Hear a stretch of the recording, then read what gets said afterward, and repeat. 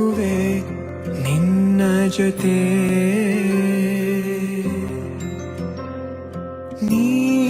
ನೀನಾಗಲು ಚಂದ ಕತೆ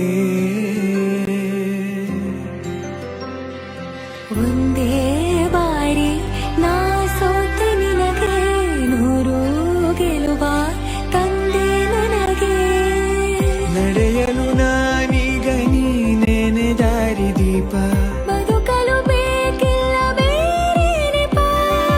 ಏನಿದೆ ನನ್ನಲ್ಲಿ ನಿನ್ನ ವಿನಃ ನೀ ಬೇಕು ಸನಿಹ